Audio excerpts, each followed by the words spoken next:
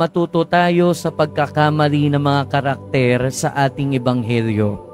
Nawa matuto tayo sa pagkakamali ni Herodias na wag nang napag tayo ay nasa pagkakamali, wag nang magkaroon ng pagkikimkim ng sama ng loob. Ganon din naman sana matuto tayo sa pagkakamali ni Herodes na kapag tayo ay mali, wag nang itaas ang pride, magpakababa. Ganon din naman sana matuto tayo sa pagkakamali ng anak ni Herodias na pagka merong mali, wag susundin. Wag hayaang magdesisyon ng iba na mali para sa iyo.